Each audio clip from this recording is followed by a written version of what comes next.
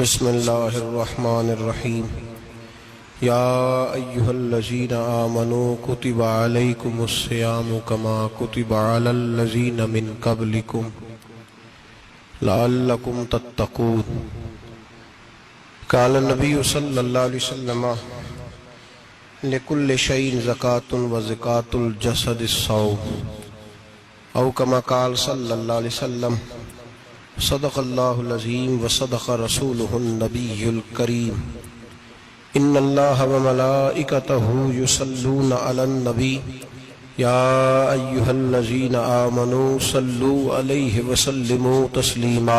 اللہم صل علی سیدنا و مولانا محمد معدن الجود والکرم وآلہ وصحبہ وبارک وسلم۔ حمد و صلاۃ کے بعد قرآن مجید سورہ بقرہ، اللہ تبارک و تعالی نے ارشاد فرمایا یا ایھا الذین آمنوا کتب علیکم الصیام، اے ایمان والو تم پر روزے فرض کیے گئے، کما کتب علی الذین من قبلکم، اسی طرح جس طرح تم سے پہلے لوگوں پر فرض کیے گئے تھے، لعلکم تتقون، تاکہ تم پرہیزگار ہو جاؤ، متقی ہو جاؤ، اللہ سے ڈرنے والے بن جاؤ، گناہوں سے بچنے والے بن جاؤ، اپنی زندگی کو رب رسول کے احکامات کی روشنی میں گزارنے والے بن جاؤ۔ روزہ ایک پریکٹس ہے، ایک مجاہدہ ہے، ایک جد و جہد ہے۔ جد و جہد کس چیز کی؟ اللہ کی رضا کے مطابق اپنے آپ کو ڈھالنے کی جد و جہد۔ صوم کا لغوی معنی ہوتا ہے رک جانا۔ حلال رزق سامنے پڑا ہے، حلال مشروب سامنے پڑا ہے، حلال رشتہ بیوی کا موجود ہے، لیکن ان سب چیزوں سے حالت روزہ میں رکنا، اللہ کی رضا کے لیے رکنا، اس کا نام روزہ ہے۔ صوم کا معنی رکنے کے ہیں، پرہیز کرنے کے ہیں، بچنے کے ہیں۔ ہر چیز موجود ہے لیکن اللہ کا حکم نہیں ہے تو لہٰذا کھا نہیں سکتے۔ تو رب فرماتے جب جائز چیز ہے تو میری مرضی کے بغیر میرے حکم کے نہیں کھا سکتا، تو نے رکنا ہے تو حرام کیسے کھا لیتا ہے؟ جب جائز چیز کے لیے تجھے حکم ہے، میں کہوں تو کھائے گا، میں کہوں تو نہیں کھائے گا، میں نے حکم دے دیا جائز ہے، روٹی ہے، کھانا ہے، گوشت ہے، تیری فریج میں پڑا سارا کچھ، تو با اختیار ہے، منہ میں دانت بھی ہیں، ہضم کرنے کو ہاضمہ بھی ہے، بھوک کی شدت بھی ہے، پر میری اجازت کے بغیر تو کھا سکتا۔ روزہ رکھ لیا، اب تجھے حکم نہیں کہ تو کھائے۔ جب جائز چیز میری مرضی کے بغیر نہیں کھا سکتا تو ناجائز کیسے کھائے گا؟ میرے نبی پاک علیہ الصلوۃ والسلام نے اپنے خوبصورت الفاظ کے اندر اس مفہوم کو بیان فرمایا۔ محبوب پاک صلی اللہ علیہ وسلم فرماتے جس نے جھوٹ نہیں چھوڑا، غیبت نہیں چھوڑی، برائی نہیں چھوڑی، اللہ کو اس کے بھوکے پیاسے رہنے کی کوئی ضرورت نہیں۔ وہ کاہے کا رکا ہے؟ جب کوئی کام تو اس نے اللہ کی رضا والا کیا نہیں۔ روزہ رکھ کے دغا کر رہا ہے، روزہ رکھ کے جھوٹ بول رہا ہے، روزہ رکھ کے کم ماپ رہا ہے، تول رہا ہے، دھوکہ دے رہا ہے، رشوت لے رہا ہے، فراڈ کر رہا ہے، حرام کا مال اکٹھا کر کے کہتا ہے اس میں سے چلو 10 دیگیں بھی پکا دیں گے۔ وہ بھائی جو کام اللہ نے تجھے کرنے کو حکم دیا تھا، جب تو وہ بجا ہی نہیں لا رہا، مقصد روزہ ہی تو حاصل، لعلکم تتقون۔ روزے کا مقصد یہ ہے کہ تو پرہیزگار ہو جائے۔ میرے نبی پاک علیہ الصلوۃ والسلام کی بارگاہ عالی مرتبت میں 2 عورتیں آئیں، یہ چیزیں کھا لو، کہنے لگی محبوبہ ہم نے روزہ رکھا ہوا ہے۔ فرمایا نہیں، تمہارا تو روزہ نہیں ہے، حضور رکھا ہوا ہے روزہ، سحری سے لے کر اب تک کچھ نہیں کھایا، شام تک بھی نہیں کھائیں گی۔ محبوب نے فرمایا ذرا کہہ تو کرو، الٹی تو کرو۔ کہہ کی تو ان کے حلق سے خون بھی نکلا اور گوشت کے لوتھڑے بھی نکلے، پھوٹیاں بھی نکلی۔ نبی پاک نے فرمایا وہاں بیٹھ کے تم نے اپنے جاننے والوں کی غیبت نہیں کی، چغلی نہیں کھائی؟ خاموش ہو گئیں، گردنیں جھک گئیں۔ نبی پاک نے فرمایا تم نے قرآن نہیں پڑھا کہ جو اپنے بھائی کی غیبت کرتا ہے وہ مردہ بھائی کا گوشت کھاتا ہے؟ تو گوشت کھا کے بھی تمہارا روزہ رہ گیا ہے۔ کس طرح کا روزہ ہے کہ صاحب روزہ رکھ کے نہ رکھنے والوں پہ تنقید کر رہے ہیں۔ تراویحاں پڑھ کے نکلے ہیں تو کہتے ہیں میں اکیلا ہی نیک ہوں، باقی تو محلے میں کوئی پڑھتا ہی نہیں۔ یہ کیسا تیرا روزہ ہے کہ تو روزہ رکھ کے تو اس کے مقصد کو نہیں سمجھا؟ لعلکم تتقون، روزہ دار تو وہ ہے کہ روزہ رکھا ہوا ہے، کھانے بھی سے رکا ہے، پینے سے بھی رکا ہے، عمل زوجیہ سے بھی رکا ہے، پھر وہ جھوٹ سے بھی رکے، غیبت سے بھی رکے، بدنگاہی سے بھی رکے، حرام خواری سے بھی رکے ساری چیزوں سے۔ یہ بتلائیے کہ روزے کی حالت میں اپنی بیوی کے پاس جانا منع ہے تو غیر محرم کو دیکھنا جائز ہے؟ ہمارے ٹی وی پہ میں نے پہلے بھی کہا تھا کہ ہم ٹھیکیدار اور ذمہ دار نہیں ہیں مذہب کے۔ یہاں ہمارے آنے سے پہلے بھی کوئی بیٹھا تھا، ہم مریں گے تو یہاں ہم سے بڑے بڑے نیک لوگ بیٹھیں گے، کوئی بندہ ذمہ دار نہیں ہے۔ بڑے بڑے کج کلا، صاحب جبہ و دستار، بڑے بڑے صاحب بصیرت، آئمہ، فقہاء، علماء، زعماء، نقباء، صوفیاء، اولیاء، غوث، کتب، ابدال، اوتاد، کتب الاقطاب، جانے کون کون آئے، علماء آئے، مفسرین آئے، محدثین آئے، گزر گئے۔ ہم تو خاک نشین لوگ ہیں، تھوڑا کام کرنے والے، تھوڑی صلاحیت رکھنے والے۔ لیکن بھائی اگر کرتے ہیں تو ایک کام کرتے ہیں، ساتھ دوسرا نہیں کرتے۔ یہ کس طرح کا دین سکھانے لوگ نکلے کہ شوال سے لے کر شعبان تک گانا سنایا جائے گا، شعبان سے لے کر شوال تک ناچ گانا کیا جائے گا، شوال سے لے کر شعبان تک دھما چوکڑی ہوگی، رمضان آئے گا تو حدیثیں سنائی جائیں گی، رمضان آئے گا تو لوگوں کو قرآن پڑھ کے سنایا جائے گا۔ یہ مذہب باز نہیں ہے کہ گویے مذہب سکھائیں گے، ایکٹر مذہب سکھائیں گے۔ یہ مذہب باز نہیں ہے کہ ایک گلاس کے اندر پہلے شراب پی لو، پھر اسی گلاس میں رمضان آئے تو شہد بانٹنا شروع کر دو۔ یہ باز نہیں، یہ میرے رسول اللہ کا مذہب ہے۔ اگر تمہیں شوق ہے دین سیکھنے سکھانے کا، یکم رمضان کو توبہ کرو اور کہو کہ ہم ٹی وی پہ بیٹھ کے حدیثیں سنائیں گے تو سارا سال سنائیں گے، اور جس زبان سے حدیث نکلے گی پھر اس سے کبھی گندا گانا نہیں نکلے گا، پھر کبھی ناچ گانا نہیں ہوگا۔ یہ کون سا مذہب ہے جو بیویاں سکھا رہی ہیں؟ یہ کون سا دین ہے جو عورتیں سکھا رہی ہیں؟ میرے رسول پاک صلی اللہ تعالی علیہ وآلہ وسلم کا وہ مذہب ہے کہ میرے اعلیٰ حضرت فاضل بریلوی رحمت اللہ علیہ نے فرمایا، مرد کے لیے جائز نہیں کہ وہ عورت کی زبان سے میلاد بھی سنے، نعت بھی سنے۔ مرد کے لیے جائز نہیں، مرد کو مرد سکھائے گا، عورت سکھائے گی تو عورتوں کو سکھائے گی۔ بے شک آپ سویرے فتویٰ دیجئے کہ چھوٹی سی مسجد میں بیٹھ کے، چھوٹے سے کونے میں بیٹھ کے چھوٹا سا مولوی، اور وہاں تو اتنے بڑے مفتی ٹی وی پہ بیٹھے ہوئے، وہ غلط ہے تو صحیح ہے کیسے ہو گئے؟ سنو، میرے نبی پاک علیہ الصلوۃ والسلام کے مذہب کا حسن یہ ہے کہ اسلام کہتا ہے ایک نظر بی بی کو دیکھا کسی نے غلطی سے تو معافی ہو جائے گی، دوسری نظر شہوت سے دیکھا تو حرام ہے اس کے لیے، وہ پاکستان کا مولوی ہو یا سعودی عرب کا شاہ ہو، کسی کے لیے عورتوں کے بیچ پھرنا اٹھنا بیٹھنا جائز ہے۔ میرے نبی پاک صلی اللہ تعالی علیہ وسلم نے فرمایا ہے میں عورتوں سے مصافحہ کرنے نہیں آیا، اور میرے نبی پاک صلی اللہ علیہ وسلم نے فرمایا ہے، حضور فرماتے لیکن نا کتا بالکل ناپاک نہیں ہوتا، کتے کا تھوک ناپاک ہوتا ہے، یا کتا گیلا ہو جائے تو ناپاک ہوتا ہے، لیکن خنزیر سارا ناپاک ہوتا ہے، کل ناپاک ہے خنزیر۔ نبی پاک نے فرمایا خنزیر بھی ہو اور گند میں لتھڑا ہوا بھی ہو، پیشاب میں لتھڑا ہوا ہو، گوبر میں لتھڑا ہوا ہو، پخانے اور فضلے میں لتھڑا ہوا خنزیر ہو، اس کا جسم تیرے ساتھ ٹکرا جائے تو اتنا برا نہیں جتنا غیر محرم عورت کا وجود تیرے ساتھ ٹکرا جائے تو برا ہے۔ اس حد تک میرے نبی پاک صلی اللہ اور گنبد کے معاملے میں فتویٰ دینے والے، یا رسول اللہ کہنے پر کفر کا فتویٰ دینے والے اور بڑی بڑی باتیں کرنے والے خاموش کیوں ہو گئے؟ یا ایھا الذین آمنوا لا تتخذوا اليہود والنصارى اولیاء، رب فرماتا ہے یہودیوں اور عیسائیوں کو دوست نہ بناؤ، یہ تمہارے دوست ہو سکتے، یہ تمہارے سجن ہو سکتے؟ جب عرش کا مالک کہہ رہا ہے سجن نہیں ہو سکتے تو دوستی کی بات کیسے بڑھا رہا ہے؟ یا رسول اللہ ہمارے سجن کون ہو سکتے ہیں؟ فرمایا تمہارا دوست وہ ہو سکتا ہے جو محمد عربی کا غلامی کرنے والا ہو، جو رسول اللہ کی نوکری کرنا ہو دوست ہوگا۔ دوسرا دوست ہو سکتا؟ کوئی ایکٹر مذہب نہیں سکھائے گا، کوئی گویہ مذہب نہیں سکھائے گا۔ حضرت جناب سیدنا جنید بغدادی، بغداد کے پیر سے کسی نے پوچھا تھا آج سے 1100-1200 سال پہلے، وہ تو زمانہ ویسے نیکی اور پرہیزگاری کا تھا، کہا بابا جی مرد اور عورت نیک ہو، بغیر پردے کے، بغیر حجاب کے، بغیر دیوار کے بیٹھ کر ایک دوسرے کو دین سکھا سکتے ہیں؟ حضرت صاحب بتائیے، مرد اور عورت نیک ہو تو بغیر پردے اور حجاب کے ایک دوسرے کو دین سکھا سکتے ہیں؟ تو حضرت جنید بغدادی فرمانے لگے سکھانے والا حسن بصری ہو اور سیکھنے والی رابعہ بصری ہو تو پھر بھی بغیر پردے کے بیٹھنے کی اجازت نہیں۔ تو مفتی صاحب کو اجازت کس نے دی؟ مولانا صاحب کو اجازت کس نے دی؟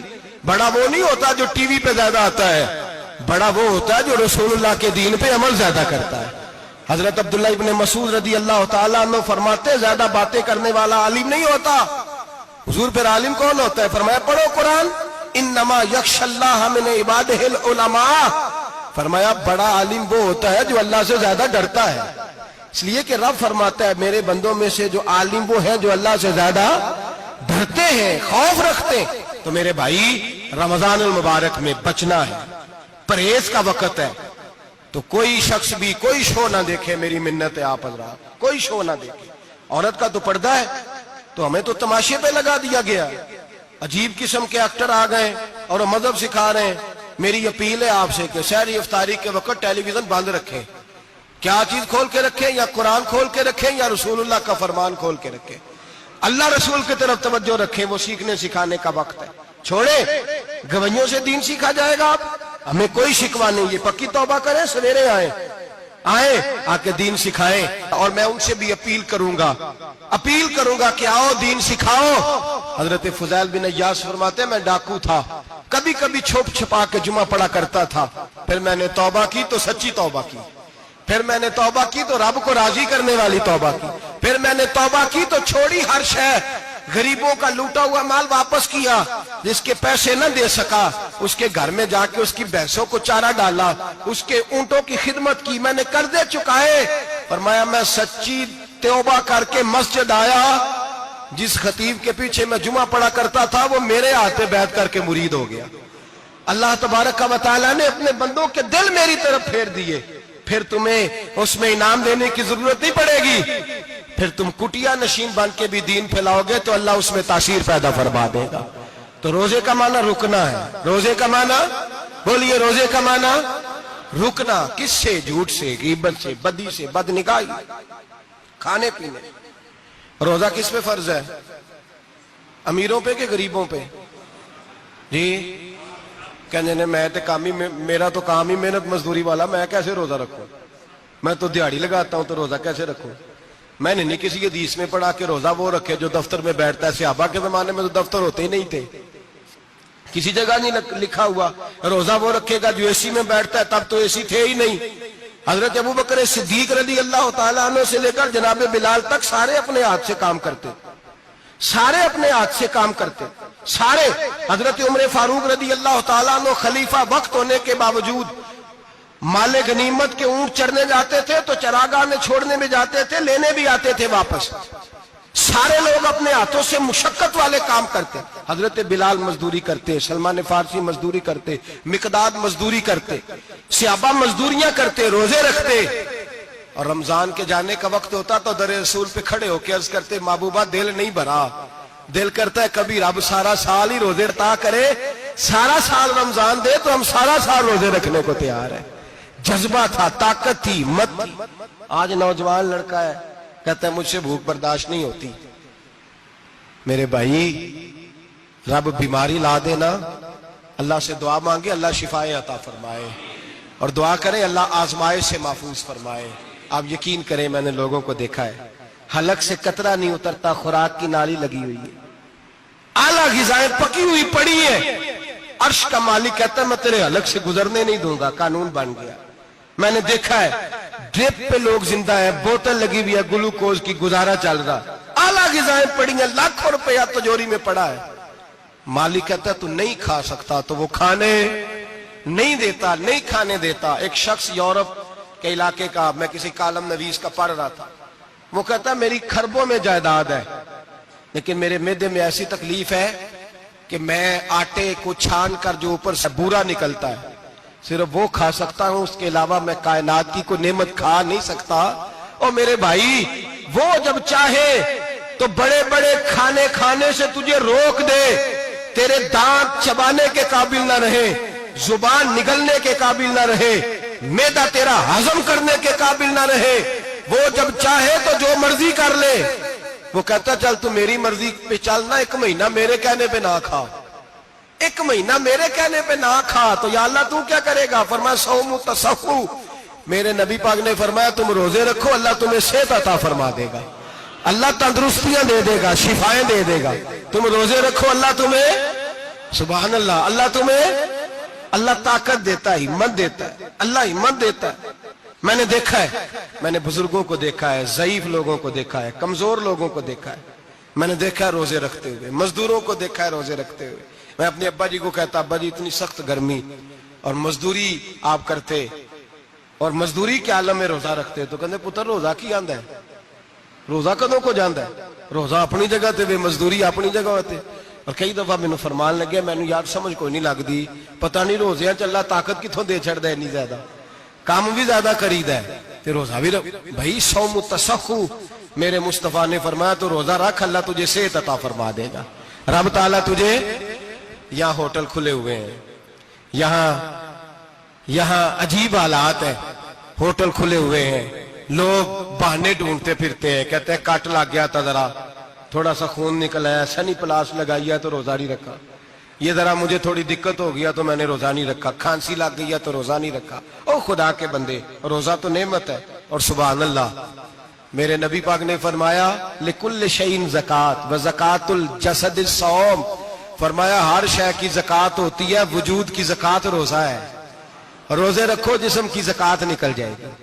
فاقہ کرنا بھی میرے نبی پاک کی سنت ہے، مسواک کرنا بھی سنت ہے، اور فاقہ کرنا بھی، مسواک والی سنت زیادہ اپناتے ہیں لوگ، فاقہ کرنا بھی نبی پاک کی سنت ہے۔ ایک صاحب مجھے کہنے لگے جناب بیٹھ کے کھانا حضور کی سنت ہے، میں نے کہا کبھی کبھی نہ کھانا بھی نبی پاک کی سنت ہے، نہ کھانا بھی حضور کی سنت ہے۔ اور ہمارے فقہاء نے لکھا ہے جو روٹی زیادہ کھاتا ہے اس میں 2 باتیں پیدا ہو جاتی ہیں، کیا کیا؟ ایک بولتا زیادہ ہے، دوسرا سوتا زیادہ ہے، غافل ہو جاتا ہے۔ فقہ اور حکیم اطباء ڈاکٹر کہتے ہیں کہ پیٹ خالی رہے نا جس آدمی کا، اس کا حافظہ مضبوط ہوتا ہے، اس کے ذہن کی گرہ کھلتی ہے۔ زیادہ کھانے سے تو خماری چڑھتی ہے، دماغ ڈھونڈتے پھرنا روٹی کدھر سے آج اچھی ہے، گھر میں نہیں پکی تو ہوٹل چلے جانا، کھانے کے سوا اور کام ہی کوئی نہیں۔ اور صاحب میرے نبی پاک علیہ السلام نے فرمایا کافر 7 آنتوں سے کھاتا ہے، 7 آنتوں سے، اور فرمایا میرا مومن 1 آنت سے کھاتا ہے، اس کے وجود میں کھانے والی 1 آنت ہے، کافر 7 آنتوں سے کھاتا ہے۔ فاقہ کشی سے نورانیت پیدا ہوتا ہے، کم کھانا۔ دیکھیں نا نبی پاک صلی اللہ علیہ وسلم نے اللہ سے فاقہ مانگ کے لیا ہے، یا اللہ 1 وقت روٹی دے، 1 وقت کا فاقہ دے، مانگ کے لیا ہے نبی پاک نے، مانگ کے۔ حضرت ابو ہریرہ رضی اللہ تعالیٰ عنہ فرماتے ہیں بھوک زیادہ لگتی تھی نا جب مجھے، تو میں حضرت عمر سے، ابو بکر سے، عثمان مولا علی سے کوئی مسئلہ پوچھ لیتا تھا، اور جب میں مسئلہ پوچھتا تھا تو وہ مجھے روٹی کھلا دیتے تھے، جب میں ان سے مسئلہ پوچھتا تو وہ مجھے، حضرت ابو ہریرہ فرماتے ہیں مجھے بھوک لگی، میں حضرت عمر کے پاس گیا، ان سے مسئلہ پوچھا، ان کا رواج تھا جب میں مسئلہ پوچھتا تو پہلے روٹی کھلاتے۔ ہمارے بزرگ یہ فرماتے ہیں کہ کھانے کھلا کے دین پڑھاؤ، صرف تمہارا کتب خانہ نہیں کھلا ہونا چاہیے، تمہارا دسترخوان بھی کھلا ہونا چاہیے۔ کسی نے نبی پاک صلی اللہ علیہ وسلم سے پوچھا تھا بہترین مسلمان کون ہے؟ حضور نے فرمایا جو سلام لینے میں پہل کرے اور روٹی زیادہ کھلائے، جو روٹی ہر وقت فکر کرے آ یار تو روٹی کھا لے، روٹی کھانے کی طرف توجہ دلائے۔ کھلانا سنت ہے، زیادہ کھانا اس میں بھی فرق رکھے۔ تو نبی پاک صلی اللہ علیہ وسلم کے صحابی حضرت ابو ہریرہ رضی اللہ تعالیٰ عنہ فرماتے ہیں میں نے حضرت عمر سے مسئلہ پوچھا، میں نے کہا حضور مسئلہ بتائیں، تو کہتے پہلے ان کی عادت تھی جب میں مسئلہ پوچھتا تو روٹی بھی کھلاتے، آج انہوں نے مسئلہ ہی بتایا ہے، روٹی کوئی نہیں کھلائی۔ تو مجھے کہنے لگے ابو ہریرہ تو سوچتا ہوگا روٹی نہیں اس نے پوچھی، تو نے کب سے کھانا نہیں کھایا؟ میں نے کہا آج صبح سے۔ تو جناب عمر کہنے لگے میں نے کل صبح سے نہیں کھایا۔ چل ابو بکر صدیق کے گھر مسئلہ پوچھتے ہیں، کہتے جناب صدیق اکبر کے دروازے پہ گئے، جا کر کے ان سے مسئلہ پوچھا۔ ان کی بھی عادت تھی جب کوئی مسئلہ پوچھنے جاتے تو دسترخوان بچھا لیتے، کہتے آؤ روٹی بھی کھلاتا ہوں مسئلے بھی بتاتا ہوں۔ کہتے ہیں گئے تو انہوں نے بھی مسئلہ بتایا، روٹی کوئی نہ پوچھی۔ تو کہنے لگے عمر ابو ہریرہ تم لوگوں نے کل پرسوں سے نہیں نہ کھایا ہوگا۔ اور ابو بکر کو 4 دن گزر گئے ہیں، تھوڑا سا دودھ ملا ہے یا کھجور ملی ہے، روٹی کوئی نہیں ملی۔ چلو در رسول پہ چلتے، آؤ حضور کی بارگاہ، کہتے